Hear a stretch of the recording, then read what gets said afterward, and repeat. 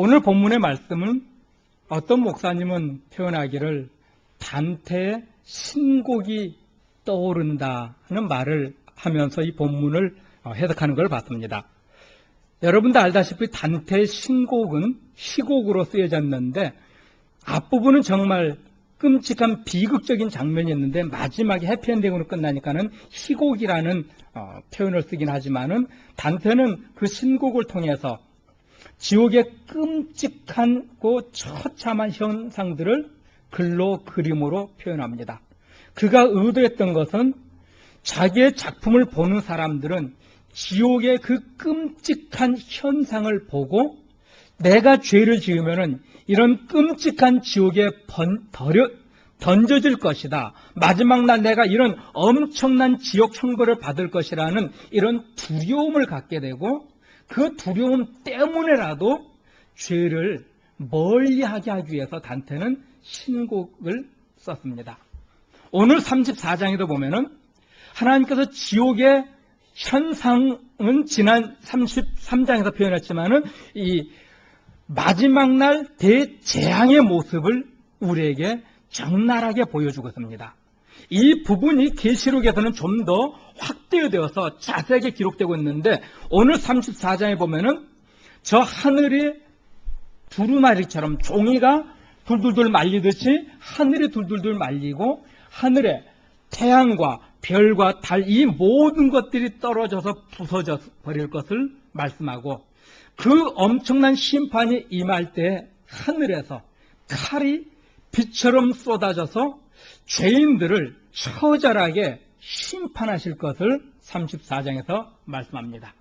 그렇게 죄에 대해서 철저히 심판하신 후에 하나님께서는 메시아 왕국을 세우실 것을 약속해 주고 있습니다. 이 본문의 내용은 노아 홍수를 전제하고 있습니다. 성경에서는 어떤 미래의 사건을 이야기하기 위해서는 꼭 과거의 사건으로 먼저 돌아갑니다. 이스라엘 사람들이 이미 경험했던 그것을 가지고 미래에 어떤 일이 일어날 것이라는 것을 말씀해 주고 있습니다. 요한계시록도 해석하기 위해서는 네로 황제 때부터 이어졌던 끔찍한 그 박해를 이미 이스라엘 사람들은 경험했습니다.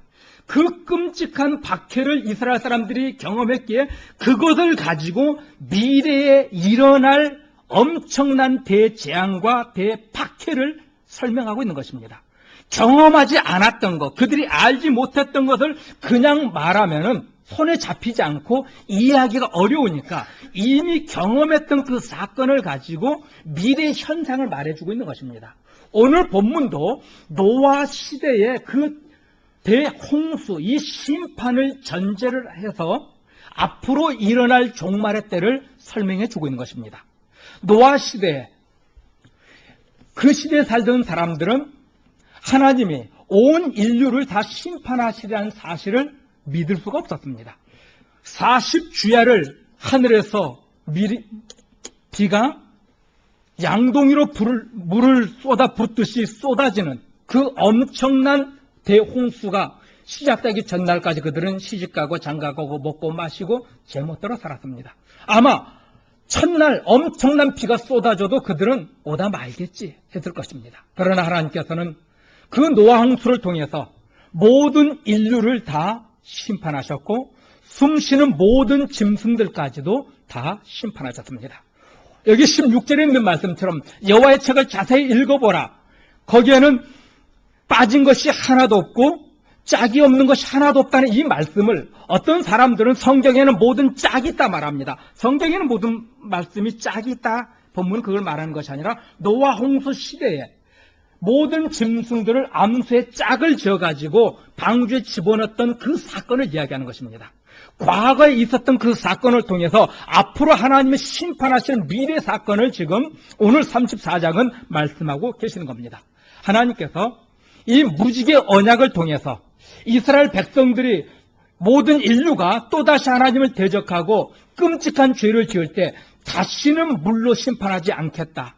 너희가 죄를 지을 때마다 내가 무지개를 보고 참겠다 하는 그 증표로 하늘에 무지개를 두셨습니다. 하늘에 무지개를 두셨다고 해서 사람들이 제멋대로 죄를 지어도 된다는 말은 아닙니다. 사람들이 제멋대로 죄를 지을 때 하나님께서는 오래 참고 인내하고 때로는 그 죄에 대해서 경고하시지만은 그 죄가 차고 넘치면은 하나님께서는 개인적으로도 또 국가적으로도 하나님께서는 엄청난 재앙을 내려서 그 죄를 책망하셨고 심판하셨습니다. 특별히 구약을 보면은요, 이스라엘 사람들뿐만 아니라 주변국들의 그 죄를 어떻게 다스리십니까? 전쟁이라는 방법으로 그 나라를 심판하시는 모습을 보게 됩니다. 이스라엘 사람들이 하나님 앞에 온전한 순종과 충성을 하지 않으니까 어떻게 합니까? 아수르를 들어서 치기도 하고, 바벨론을 들어서 치기도 하고, 에돔을 들어서 치기도 하고, 바벨론을 들어서 치기도 하고, 수많은 나라들을 들어서 이스라엘의 죄를 치고 심판하셨던 것을 보게 됩니다. 이와 마찬가지로 오늘날 이 세상을 살고 있는 저와 여러분, 이 세상에 일어나고 있는 모든 현상들을 단순히 하나님 밖에서 일어난 사건들로 오해하지 않길 바랍니다. 하나님의 절대 주권 안에서 일어나는 사실이라는 사실을 기억하시기 바랍니다. 이제 제가 처음에 말씀드렸던 것처럼 개혁주의가 과연 무엇인가를 다시 생각해 보려고 합니다. 여러분은 개혁주의를 무엇이라 생각합니까? 개혁주의의 특징은 세 가지를 가질 수 있습니다. 첫째는 성경의 무호성이요. 성경은 하나님의 말씀으로, 성령의 감동으로 기록된 하나님의 말씀이라는 것. 그러므로 1.1획도 오류가 없는 완전한 하나님의 말씀이라는 이 사실을 인정하는 것이 개혁주의의 특징입니다. 두 번째는요, 하나님의 절대 주권을 인정하는 것입니다. 하나님의 절대 주권을 인정한다는 것은 방금 말씀드렸던 것처럼 이스라엘에게 전쟁이 일어나고 다른 나라들 가운데 전쟁이 일어난 이 모든 사건들이 하나님 밖에서 일어나는 것이 아니라 하나님의 뜻을 이루시기 위해서, 하나님의 어떤 목적을 이루시기 위해서 계획되었던 사건이라는 것을 인정하는 사람들입니다. 이것이 하나님의 절대 주권을 인정하는 것이고 이것이 개혁주의의 특징입니다. 또 세 번째로는요, 하나님의 동력주의, 또 다른 말로는 하나님의 예정하심 속에서 모든 사건이 일어난다는 것을, 이것을 고백하는 사람이 개혁주의자입니다. 그런데 오늘날 이 개혁주의를 많은 사람들이 오해합니다. 이 개혁주의를 넓게 보면은 로마 캐톨릭의 반기독교적인 행태를 거부하고 성경으로 돌아가자 외쳤던 교회가 넓은 범주에서는 개혁주의입니다. 개혁이라는 리폼이라는 이 말은 원형으로 돌아가자는 겁니다. 성경으로 돌아가자는 겁니다. 그러므로 이 개혁주의의 특징인 성경의 절대 오류가 없는 하나님의 말씀이라는 이 사실을 인정할 뿐만 아니라 내게 일어나는 모든 사건들은 하나님의 섬세한 예정하심 속에서 일어나고 있다는 이 사실을 인정하는 사람이 개혁주의자입니다. 복음도 마찬가지예요. 내가 복음을 안다 할 때 그 복음은 무엇입니까? 성경은 예수 그리스도가 복음이라고 있고요. 이 복음이라는 이 헬라어 원어의 의미는 하나님으로부터 예수 그리스도가 가지고 온 복된 소식이라는 의미가 복음입니다. 다시 말하면은 예수 그리스도 자체가 복음인데요. 우리가 쉽게 복음을 정의하면 예수님이 우리 인간의 몸을 이 땅에 오신 이 성육신 사건과 이 땅에 오셔서 우리를 위해서 십자가 못 박혀 죽으신 사건과 죽으신 지 3일 만에 다시 부활하신 이 사건, 다시 부활하신 후께서 하늘 나라로 올라가셨다가 마지막 날 세상을 심판하러 오셔 재림의 주, 이 사건을 복음이라 말합니다. 복음은 쉬운 거예요. 성경을 하나님께서 참 쉬운 언어로 주셨습니다. 전에도 말씀드렸지만은 신약 성경은 헬라어로 기록되었죠. 헬라어는 두 가지가 있습니다. 첫째는 코인의 헬라어와 클래식 헬라어가 있습니다. 코인의 헬라어는 시장 통해서 쓰는 누구나 다 통용할 수 있는 그런 언어였고요. 클래식 헬라어는 관공서에서나 법정에서나 쓰는 아주 고급스러운 언어였습니다. 공부하지 않은 사람, 많이 배우지 않은 사람은 절대 알 수 없는 고급 헬라어입니다. 그런데 성경은 코인의 헬라어로 누구나 알 수 있는 언어로 기록해 주셨습니다. 그것은 복음을 하나님께서 우리가 알 수 없는 언어로, 정말 알 수 없는 것이 복음이 아니라 누구나 알 수 있는 것, 예수 그리스도가 복음이라는 것, 예수님이 하신 그 이 사건 모든 것이 복음이라는 단순한 이 진리를 우리가 받아들여야 되는데, 이 단순한 이 진리를 하나님이 주셨는데 사람들은 자꾸 이 단순한 이 진리를 복잡한 것을 만듭니다. 그러니까 복음을 정말 많이 배우지 않은 사람은 알 수 없는 것처럼 만들어버려가지고 로마 캐톨릭 교회가 했던 짓을 또다시 하고 있습니다. 무슨 말이냐면은 로마 캐톨릭은 성경은 못 배운 사람은 알 수 없는 책이다. 무식한 평신도들은 알 수 없다 해가지고 평신도들 손에서 성경을 뺏어버렸습니다. 읽지도 못하고 공부도 못하게 만들었습니다.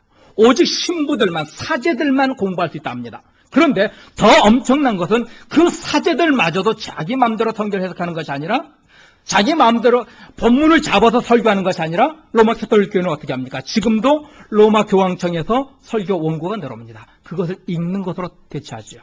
그렇게 만들어버렸습니다. 개혁주의 복음을 오해하다 보면요, 우리는 이 본문을 바로 이해할 수 없어 해가지고 그냥 성경을 표면적으로 읽고 그냥 내려놓습니다. 그러다 보니까 교인들이 성경을 멀리하게 됩니다. 이런 오류를 행할 수 있습니다. 복음에 대한 바른 정의가 없으니까 어떤 사람은 기복주의, 인본주의를 빠지고 어떤 사람들은 이 복음을 아주 심하고 엄청 깊은 것으로 만들어서 일반 사람들은 도무지 스스로 해결할 수 없는 것이 복음이고 스스로 깨달을 수 없는 것이 복음으로 만들어서 그것을 아는 목회자, 아는 사람들을 찾아가야만이 알 수 있는 것으로 복음을 곡해시켜버렸습니다. 사랑하는 성도 여러분, 하나님은 이 진리 되신 우리 주님을 높은 산 위에 높이 들었음을 말합니다. 등불을 이런 그릇 속에 가둬서 뚜껑을 덮어놓지 않는다 말하죠. 높은 산 위에 올려놔서 모든 사람들이 비추고 그것을 볼 수 있도록 하셨다 했습니다. 또 하나의 개혁주의에서 우리가 조심해야 될 부분이 성경 해석학에 있어서 성경신학이라는 해석의 범위가 있습니다. 여러분이 지금 경험하고 있는 교회들은 인본주의나 기복주의 교회뿐만 아니라 이 성경신학적인 관점으로 성경을 해석하는 교회들을 여러분이 종종 만날 것입니다. 그 교회들은 이 성경신학 관점으로 풀다 보니까는, 저도 이 성경 해석하기 정말 성경 해석하는데 가장 유용한 툴이라는 걸 인정합니다. 저도 성경신학을 전공했으니까요. 그런데 이 성경신학을 가지고 성경 해석하는 분들이 빠지고 쉬운 오류가 뭐냐면은 성경 66권, 특별히 구약의 모든 구절 속에서 전부 다 예수 그리스도를 다 끄집어내려고 합니다. 이것의 맹점은 뭐냐면은 모든 구절에서 예수 그리스도를 다 끄집어오다 보면은 1차 독자들은 그렇게 이해하지 않았는데 1차 독자였던 구약 성도들은 그렇게 이해하지 않았는데 우리는 다르게 이해하게 되는 이런 모순을 범하게 됩니다. 한 예를 들어서요. 여러분이 알만한 교회 목사님, 저도 참 그분 좋아해요. 그분과 어떤 신학교도 같이 하려고 할 정도로 참 제가 사랑하는 목사님입니다. 그런데 그분이 어느 날 이분이 성경신학적 관점을 설교를 하는데 하나님의 신이 수면운에 운영하시더라 하셨던 수면운에 하나님의 신을 예수 그리스도로 표현하는 성경 해석을 보게 됩니다. 물론 틀리진 않았지만은 너무 앞서간 해석이죠. 거기서는 성령의 역사심을 표현하고 있는데 성령의 역사심을 그 구절에서 예수 그리스도를 뽑아내야 되니까는 그거를 그 구절은 딱 인용하고 나서는 다른 구절을 가지고 그 본문을 풀어가기 시작합니다. 본문의 해석은 본문을 먼저 풀어야 되는데요. 이런 식으로 구약의 모든 구절들을 억지로 예수 그리스도를 끌어 연결시키려 하다 보니까는 구약 백성들이 이해하지 않았던, 전혀 그들이 볼 수 없었던 것을 이야기하다 보니까 성경을 자의적으로 해석하는 오류를 범하게 됩니다. 또 그들이 오늘날 교회가 오해하고 있는 것은 복음과 율법을 대립관계로 만들어놨습니다. 과연 그럴까요? 로마서 3장 21절에 보면요, 모든 율법 외에 한 의가 나타났는데 이 의는 구약의 모든 율법과 선지자들이 말하였던 그분이라 말합니다. 그러니까 구약의 모든 율법과 선지자들은 예수 그리스도 이분을 말하고 있었다, 바울은 고백하고 있습니다. 그런데 많은 사람들은 구약의 율법은 죽이는 것, 신약의 복음은 살리는 것을 해가지고 둘이 서로 싸우는, 대치하는 관계로 만들었습니다. 아니요, 성경은요, 전에도 말씀드렸지만은 통일성이 있습니다. 저자가 우리 성령님이기 때문에 한 통일성을 가지고 있습니다. 예수 그리스도로 말미암은 구원을 신약이든 구약이든 동일하게 말합니다. 그러므로 이 성경의 주제는 나는 너희 하나님 되고 너는 내 백성들이 하셨던 이것을 말씀하기 위해서 구약에서도 그것을 말씀하고 신약에서도 그것을 말씀하고 있는 하나의 통일성을 가지고 기록하고 있다는 사실을 우리가 인정해야 합니다. 이사야는 지금 바로 그것을 말씀하고 있는 겁니다. 왜 메시아가 오셔야만 됐는지 그걸 얘기하는 겁니다. 구약은 끊임없이 왜 메시아가 오셔야만 되는가, 왜 메시아 왕국이 이 땅에 세워져야만 되는가, 그것을 줄기차게 이야기하는 것이고요. 신약에서는 이제 예수 그리스도가 오셔서 구약에 말씀했던 그분이 오셔서 세우신 하나님의 나라가 어떤 나라인지 그것을 신약은 줄기차게 얘기하는 것입니다.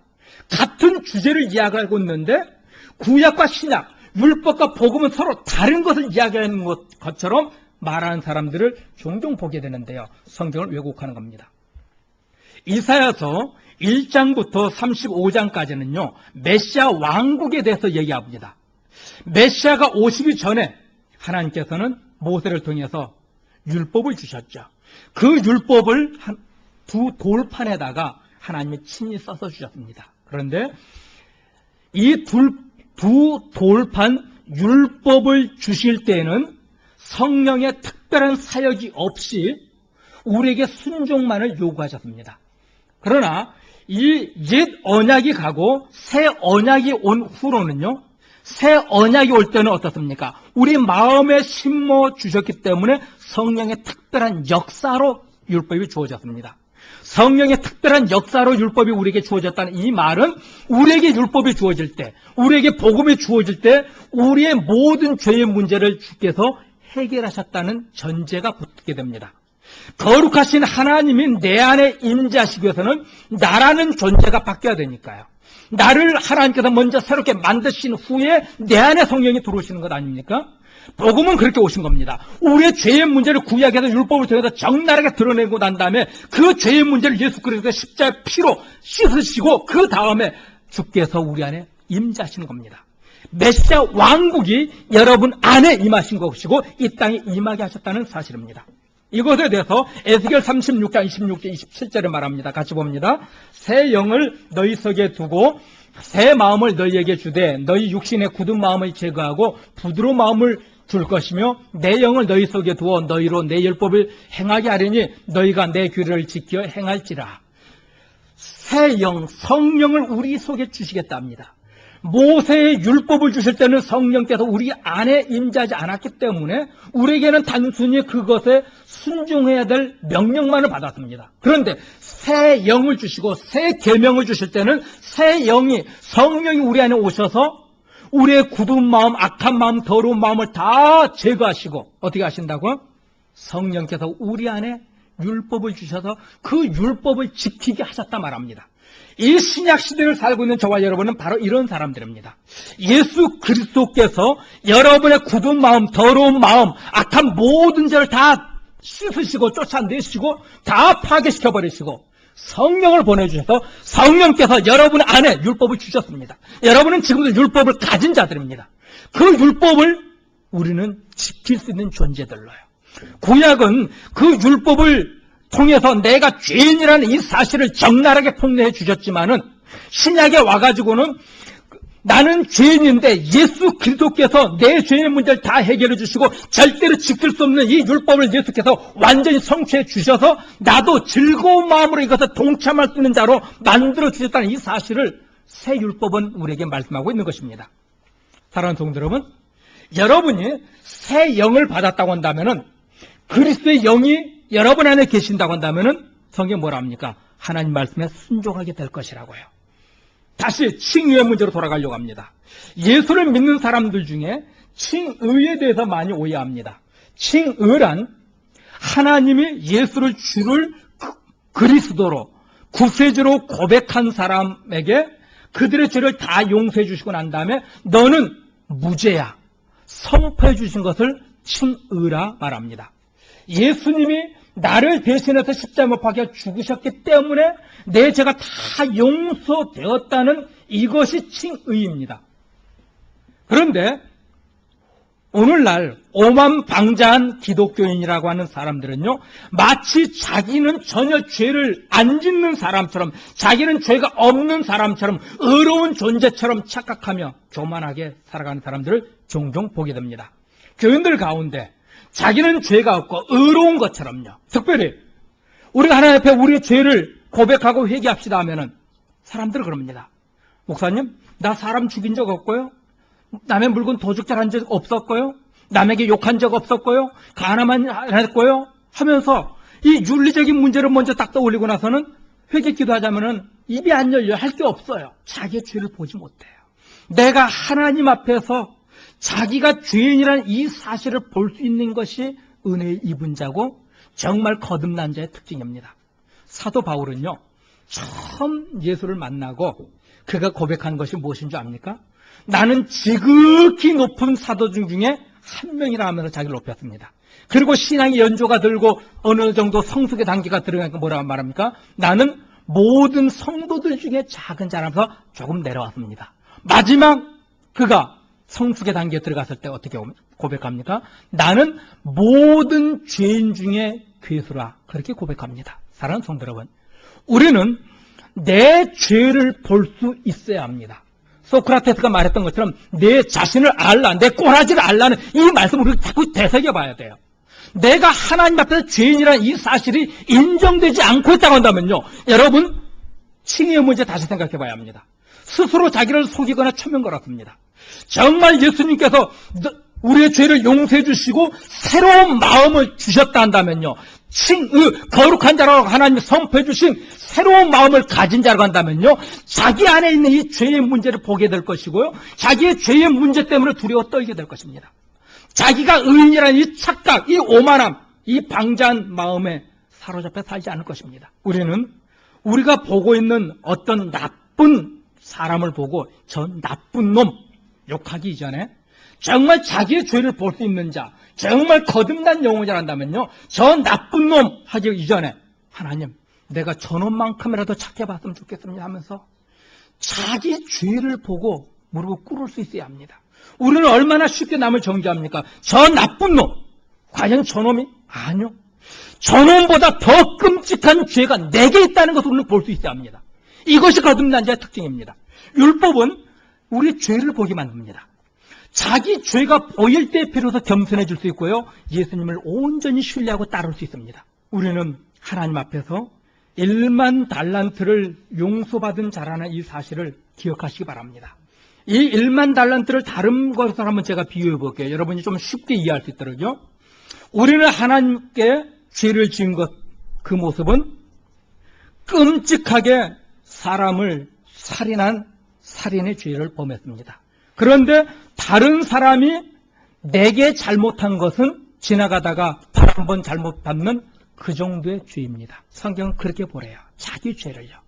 나는 하나님 앞에서 정말 세상 사람들의 손가락질하고 있는, 다 돌을 들어서 쳐 죽이고 싶을 만큼 끔찍한 죄인이라는 사실을 나는 하나님 앞에서 그렇게 나 자신을 그렇게 봐야 될 것이고, 다른 사람이 내게 짓는 죄는요, 배고파서 빵 하나 훔쳐간 그 정도의 죄로 보시라는 겁니다.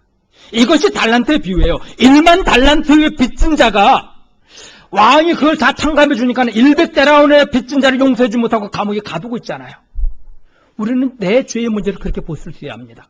그럴 때 여러분 절대 다른 사람 앞에서 교만할 수 없고 오만방자한 행동할 수 없습니다. 내 죄가 이렇게 큰데요, 하나님 앞에.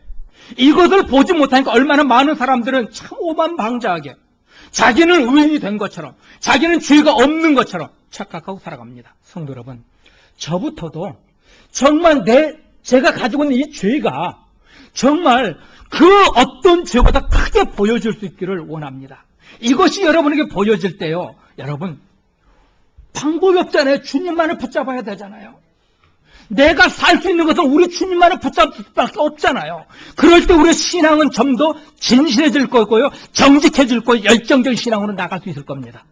왜 우리가 기도하지 않습니까? 왜 우리가 주님을 찾지 않습니까? 주님 없이도 살 수 있다는 이 잘못된 확신을 갖고 있기 때문에요. 여러분이 주님 없이는 살 수 없다는 이것을 절실하게 깨닫고 산다면요, 기도 안 하지 말라고 해도 기도할 겁니다. 주님을 찾지 말라고 해도 등 떠밀고 교회에서 쫓아내도요, 주님 앞에 달려올 것입니다. 그래서 성경은, 율법은요, 우리의 죄의 문제를 그렇게 적나라하게 폭로하는 겁니다. 내 죄가 보여야만이 우리는 비로소 주님을 찾으니까요. 주님을 찾은 사람은 어떻습니까? 성령께서 새 영을 우리에게 주셔서, 새 영 대신 우리 성령께서 우리에게 부드러운 마음, 순종할 수 있는 마음, 충성할 수 있는 마음을 주셔서 그 나라를 찬송하며 믿음으로 살게 만들어 주시니까요. 오늘 본문에 보면은 하나님께서 말세에 온 세상을 심판하실 것을 보여줍니다. 그 종말의 때에 엄청난 대재앙이 임할 것을 보여주는 것은요, 우리의 죄를 멈추라는 겁니다. 멈추고 회개하라는 겁니다. 사람들이 하나님 앞에서 죄를 못 지게 하기 위해서 하나님께서는 몇 가지 방법을 사용합니다. 또 사람들은요, 이게 하나님께서 양심의 법을 주셨기 때문에 사람들은 체면 때문에 죄를 안 짓는 사람도 있습니다. 또 어떤 사람들은 법이 무서워서요. 미국의 경찰력이 워낙 강하니까 사람들이 교통법규 잘 지키죠. 벌금이 워낙 세니까요. 어떤 분이 교통티켓 빨간불에 지나가다가 그분이 자기가 가난하고 돈도 없다 사정사정해서 경찰한테 싼 거 끊어달라니까 경찰이 100불짜리 끊어줬대요. 근데 법원에 가서 보니까는 이것저것 다 붙어서 보니까는 500불이 넘더래요. 요즘 벌금이 그 정도 되죠. 그러나 사람들이 참 요즘 들어서 법을 잘 지키죠. 교통법규를요. 그런 식으로 사람들은 법이 무서워서, 감옥 가는 것이 두려워서 죄를 억제하기도 합니다. 또 어떤 사람은 정직하게 사는 것이 더 좋기 때문에, 유리하다 생각해서 죄를 안 지키기도 합니다. 또 어떤 사람들은요, 내가 죄를 짓지 않고 다른 사람보다 좀 더 우수한 사람이나 더 나은 사람이라는 걸 보여주기 위해서, 또 그들을 지배하기 위해서 죄를 억제하기도 합니다. 성경에서는 심판에 대한 이 두려움을 주어서라도 하나님의 법에 순종하게 만들고요. 그러나 가장 중요한 것은 하나님께서 택한 자녀들은요, 성령께서 우리 안에 들어오셔서 그 죄를 억제할 힘과 능력을 더하여 주실 것을 말합니다. 특이한 것은요, 오늘 본문에서 특이한 것이 하나 나오는데요, 5절 말씀인데요, 몇 군데 빠졌네요. 죄송합니다. 5절 말씀 한번 보시면은요, 거기에 에돔이라는 나라가 갑자기 딱 등장합니다. 온 세상을 심판하실 것이라는 대종말의 때를 얘기하다가 갑자기 에돔이 나오고 있어요. 왜 에돔을 말할까요? 이사야서의 전체, 이사야서를 주신 목적이 뭐라고요? 하나님의 공의로운 세상을 세우라는 그거였잖아요. 메시아 왕국을 세우게 하기 위해서요. 그런데 이 에돔은 이스라엘의 조상인 야곱의 쌍둥이 형이죠. 그 형의 후손들이 세운 나라가 에돔입니다. 이 에돔 사람들은 이스라엘 사람들을 노예로 사고 파는 노예 중개상인 역할을 많이 했습니다. 이스라엘 사람들은 살다가 살기 어려워지면 어떻게 합니까? 다른 집에 가서 노예로 살게 됩니다. 그렇게 해서 자기 가족을 부양하죠. 그리고 나서 안식년이 되면은, 매 7년마다 안식년이 되면은 다시 자기 집으로 돌아갈 수 있었기 때문에요. 그래서 이 사람들은 남의 집에서 노예로 사는 것을 부끄럽게 생각하지 않았어요. 자기 가족을 살리기 위해서 많이 그렇게 했습니다. 그런데 이 악질적인 이스라엘 사람들은요, 누군가가 자기 집에 노예로 오잖아요. 그러면은 그 노예에게, 가족들에게 먹고 살 만큼의 일정한 재산을 주게 됩니다. 돈을 줘요. 그런데 악질적인 이스라엘 사람들은요, 그 돈을 주고 산 노예를 에돔 사람에게 되팝니다. 더 많은 돈을 바꿔요. 그러면 에돔 사람들은 거기에 또 돈을 붙여서 이방 사람들에게 되팔아 버렸습니다. 지금의 인신매매단처럼요. 술집 여인들이 처음에는 작은 돈에 팔려가고 나중에 가다 보면은 몇 군데만 거치다 보면 평생 갚아도 갚을 수 없는 엄청난 빚이 불어나 있는 것처럼 이스라엘 사람들을 그렇게 악질적으로 팔아버렸던 자들이 에돔 사람들이었습니다. 이사야서의 기록 목적, 공의가 회복되고 가난한 자의 억울함을 들어줄 수 있고 가난한 자나 부유한 자나 함께 다 함께 즐겁고 복된 나라를 만들 것을 요구하셨는데, 이들이 그렇게 이 법을 어기니까 어떻게 하시겠다고요? 그들을 대표적으로 드러내서 심판하시겠다는 겁니다. 오늘날 어떻습니까? 우리는 물질과 명예를 위해서 신앙 양심 참 잘 팔아먹죠. 이스라엘 사람들이 그랬던 것처럼요. 돈이 된다고 하면 이스라엘 사람들이 자기 동족도 이방인에게 팔아서 평생 노예로 살도록 그렇게 만들었잖아요. 오늘날 우리 기독교인들 어떻습니까? 돈이 된다고 하면 자기 신앙 양심 막 팔아먹죠. 우리가 에돔과 같은 그런 인생을 살고 있다는 겁니다. 그런데 하나님께서 이스라엘뿐만 아니라 온 세상을 철저히 심판하셔야 했다는 이유가 8절에 나오는데요. 8절에 보면은 이스라엘 사람들의 송사를 들어주기 위해서라. 이스라엘 사람들의 억울한 것을 풀어주기 위해서 그렇게 하시겠다 말합니다. 이 말씀을 요한계시록 10장에서는요. 요한계시록 6장 10절에서는요. 순교자들이 하나님께 기도합니다. 하나님, 우리의 이 피 흘려 죽은 이 억울함을 언제 풀어주시겠습니까? 우리의 이 억울한 것을 언제 풀어주시겠습니까? 하는 그 호소가 나옵니다. 그 호소처럼 오늘 8절에서도 하나님은 말씀합니다. 이스라엘의 억울한 일, 하나님의 택함 받은 자들의 그 억울한 일들을 하나님이 풀어주시기 위해서 온 세상을 심판하실 것이다. 성경은 그렇게 말씀하고 계십니다. 사랑하는 성도 여러분, 오늘 본문의 말씀은요, 택한 하나님의 백성을 위해서, 택한 백성들의 억울함을 풀어주기 위해서, 택한 하나님의 자녀들의 이 고통의 인생의 문제를 해결해 주시기 위해서 온 세상의 종말을 가지고 올 것이다. 성경은 그렇게 표현하고 있는 것입니다. 단순히 종말을 하나님이 죄를 지은 자들에 대한 그 분노를 풀기 위해서 종말이 오는 것이 아니라 당신의 택한 자녀들의 그 억울함을 풀어주기 위해서요. 성경은 그렇게 표현하고 있습니다. 하나님께서는 지금 저와 여러분을 위해서 일하고 계십니다. 여러분의 그 아픔을 위해서 일하고 계십니다. 우리 주님께서 이 땅에 오셔서 이미 여러분 안에 메시아 왕국을 세워주셨습니다. 예수님이 이 땅에 오셨을 때 하나님의 나라가 이미 임하였느니라 주님 말씀하셨죠. 이미 임하신 메시아 왕국 주님의 나라. 그래서 사도 바울은 성도들에게 뭐라 합니까? 천국 시민권을 가진 자들이라 말하죠. 여러분은 이제 하나님의 백성으로서 살아야 될 의무가 주어져 있습니다. 세상과는 다르게 살아야 될 사람들입니다. 세상과는 다른 인생의 목적을 가지고 살아야 됩니다. 그것이 메시아 왕국 백성의 삶이기 때문에요. 여러분의 삶 속에서 세상 사람들과는 다른 인생의 목적과 다르게 사는 삶의 방식이 보여져야 합니다. 여러분이 정말 하나님의 자녀로 인침받은 자녀라고 한다면은 여러분의 삶은 정말 세상 사람과 다른 인생의 목적을 가지고 다른 삶의 패턴이 여러분에게 나와줘야 됩니다. 안 나와주고 있다고요? 주님과의 관계 다시 생각해야 합니다. 다시 정리해야 돼요. 메시아 왕국의 백성은 메시아 왕국의 법을 따르는 자 아닙니까? 하나님의 백성다움이 여러분에게 나와지지 않고 있다고 한다면요, 여러분은 아직 하나님의 백성이 아닐 확률이 높아요. 아니면은 젖먹이처럼 어린아이던가.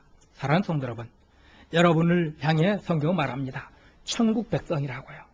천국 백성에게는 누가 찾아와 계시다고요? 성령이. 그 성령이 찾아와 계시기 때문에 성도 여러분, 여러분에게 하나님께서 말씀하시는 바를 순종할 수 있는 힘은, 능력은 이미 주어졌습니다. 충성할 것이냐 안 할 것이냐는 여러분이 결정하십시오. 여러분이 충성하고자 할 때 여러분은 충성할 수 있습니다. 하나님의 뜻을 이루어드리고자 몸부림칠 때 그 뜻은 반드시 이루어질 겁니다. 여러분의 힘이 아닌 성령께서 그렇게 만드시기 때문에요. 그러므로 성령의 능력을 의지하시고, 성도 여러분, 어떤 삶의 환경이 여러분을 지배하고 있다 할지라도 그것에 지배받지 마시고 믿음으로 싸워 이기는 위대한 그리스도인의 삶이 여러분에서 나와지기를 주의 이름으로 축복합니다. 같이 기도합니다.